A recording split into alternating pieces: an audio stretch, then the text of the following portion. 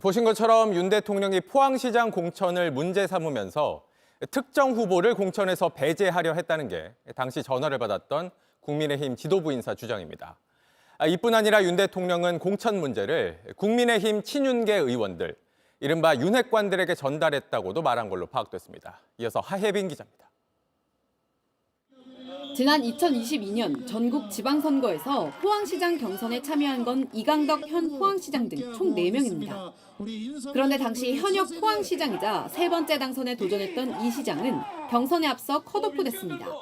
이 시장 측은 이런 결정에 반발해 재심 청구를 했고 국민의힘 중앙당에서 이를 받아들여 이 시장이 경선에서 이기면서 최종 포항시장 후보로 선발됐습니다. 당시 국민의힘 사정을 잘 아는 A씨는 윤석열 대통령의 전화를 받은 건 2022년 4월 말로 이 시장이 컷오프에 반발해 경북도당에 재심을 요구한 직후였다고 했습니다.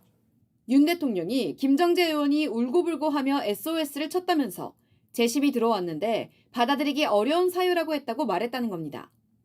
김 의원은 당시 경북도당 공천관리위원장이었습니다. 포항시장 등 경북 지역 지자체장 공천 권한이 있는 여당 소속 현역 의원이 윤 대통령에 전화를 해 중앙당에서 재심을 받아줘선 안 된다는 취지로 말했다는 겁니다. 그러면서 윤 대통령은 이른바 윤핵관으로 불리던 현역 의원 이름을 여럿 거론하며 이들에게도 얘기해놨다는 말도 했다고 했습니다.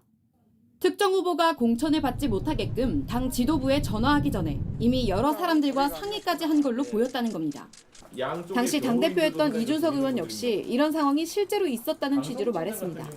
도당 위원장이 계속 반발하면서 그걸 대통령에게까지 가져가가지고 그걸 대통령이 저한테 공천 이렇게 하면 안 된다는 식으로 계속 얘기하는 그런 상황이 발생한 겁니다. JTBC는 김 의원에게 당시 윤 대통령에게 연락했던 이유를 물었지만 답하지 않았습니다. 윤 대통령이 거론한 윤핵관 의원들 중 일부는 대통령과 공천 관련 이야기를 나눈 적이 없다고 전해왔습니다. JTBC 하혜비입니다. JTBC 뉴스를 시청해 주신 여러분 고맙습니다. 저희는 저녁 6시 50분 뉴스룸에서 뵙겠습니다.